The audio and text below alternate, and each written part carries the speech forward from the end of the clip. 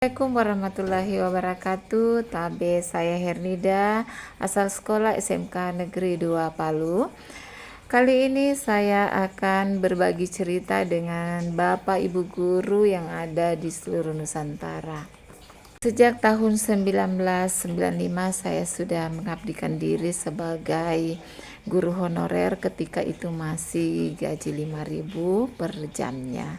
Tetapi alhamdulillah saya sangat mensyukuri nikmat Allah yang diberikan kepada saya karena sudah bisa berbagi ilmu dengan orang lain. Tahun 2005 saya terangkat sebagai ASN juga. Ketika itu saya mengabdi juga atau terangkat di salah satu sekolah SMK di Kota Palu, dan selanjutnya saya mengabdikan diri hampir di semua sekolah swasta yang ada di Kota Palu yang memiliki jurusan administrasi perkantoran. Saat itu juga masih sama dengan honor 5.000. Tapi tidak ada keluhan karena saya menikmati profesi saya sebagai seorang guru. Saya melanjutkan studi S2 sampai dengan S3 juga pada saat saya mengabdi di sekolah swasta tersebut. Dan pada tahun 2017 alhamdulillah saya menyelesaikan studi saya S3, dan selama itu juga saya mendapatkan beberapa kepercayaan. Salah satunya adalah menjadi tim seleksi KPU yang di SK-kan oleh KPU Republik Indonesia, dan juga pernah menjadi penyusun soal untuk debat calon wakil bupati dan bupati khususnya di Kabupaten Toli-Toli. Apakah Bapak Ibu pernah mengalami ketika Bapak Ibu masuk di kelas, siswa senang main ponsel, ataukah ketika Bapak Ibu mau menggunakan fasilitas pembelajaran terbatas, ataukah Bapak Ibu sering menemui siswa senang belajar di luar? Ataukah Bapak Ibu anak-anak senang sekali pergi ke kantin, atau seperti apa? Mari Bapak Ibu kita temukan solusinya.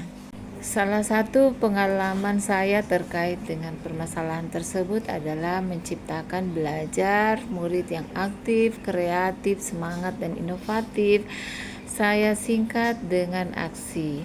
Dalam video kali ini saya menamakan aksi konten bermakna.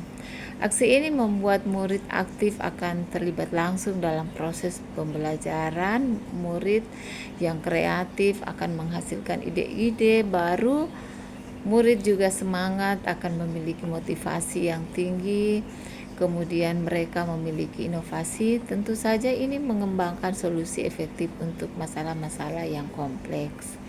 Ini juga sejalan dengan pembelajaran mendalam yang memiliki prinsip di mana pembelajaran itu harus bermakna, pembelajaran itu harus menggembirakan, pembelajaran juga itu harus berkesadaran. Ini dapat dilakukan di media sosial, kemudian aksi ini juga bisa dilakukan di lingkungan belajar.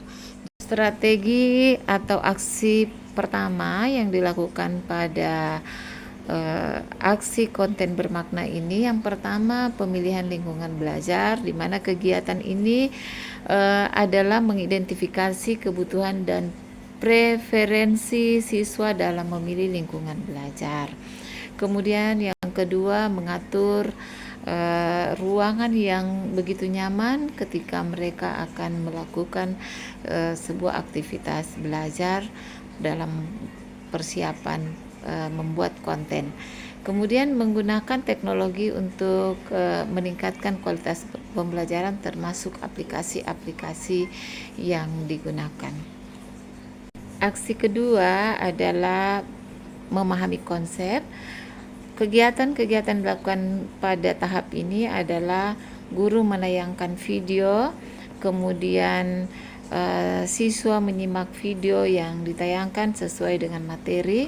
Kalau dalam pembelajaran saya adalah konsep manajemen perkantoran dan layanan bisnis. Kemudian siswa membuat resume berdasarkan video yang ditonton tadi dengan buku bacaan serta informasi yang didapat dari internet. Kemudian juga memberikan contoh kasus kepada murid kita, kemudian melakukan diskusi, dan seterusnya jika memungkinkan kita membawa ke industri atau yang sehubungan dengan lingkungan belajar yang ada hubungannya dengan konsep. Selanjutnya adalah pembuatan konten di mana siswa dibagi dalam beberapa kelompok, kemudian siswa ini akan memilih siapapun yang menjadi tutor mereka yang dianggap bisa membantu dalam pelaksanaan daripada pembuatan konten. Selanjutnya guru bersama mitra yang lain, yang guru yang relevan itu akan memberi pengawasan, ada memberi kontrol terhadap pelaksanaan daripada pembuatan konten ini. Di samping itu, siswa juga menggunakan keterampilan dan inovasi mereka dalam membuat konten. Jadi, guru hanya sebagai fasilitator. Selanjutnya adalah publikasi konten, di mana siswa memilih media sosial untuk mempublikasi konten yang telah mereka buat, kemudian menggunakan media sosial dan platform online untuk publikasi konten, juga dalam hal ini mengembangkan keterampilan siswa dan mempromosi konten.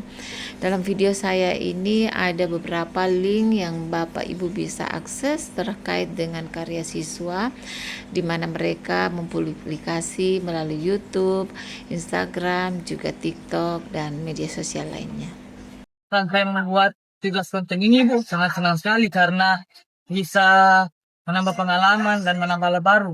Tugas ini sangat menantang bagi saya, tapi sangat seru sekali juga, Ibu, karena dapat membagi wawasan kepada orang lain di sosial media, dan saya juga bisa tidak hanya menonton konten orang lain, dan bahwa saya juga bisa membuktikan bahwa kami itu bisa membuat video konten seperti itu.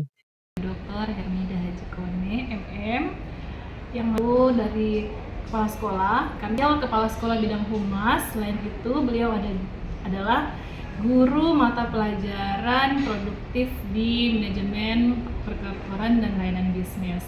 Nah, selama ini menurut saya beliau itu memiliki dedikasi yang tinggi dalam proses pembelajaran. Tentunya dalam proses pembelajaran yang saya selama ini, beliau sudah melakukan pembelajaran yang mendalam, memberikan kepada peserta didik pembelajaran yang kontekstual, dengan bukti bahwa saya melihat beberapa kali beliau mendatangi KPU sebagai sasaran objek pembelajaran peserta didik untuk belajar langsung di KPU.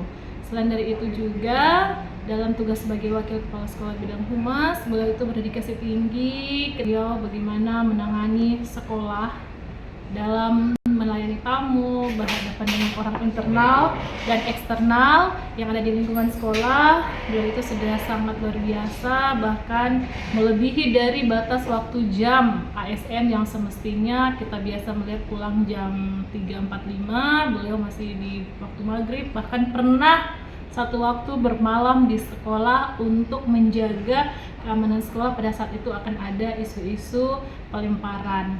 Nah, selain itu juga beliau telah memberikan dedikasi membuat sebuah perubahan yang mana di sekolah belum pernah ada satupun ekskul tentang pariwisata, namun beliau telah membuat sebuah forum peserta didik yang memiliki pengetahuan di bidang pemasaran pariwisata Provinsi Sulawesi Tengah.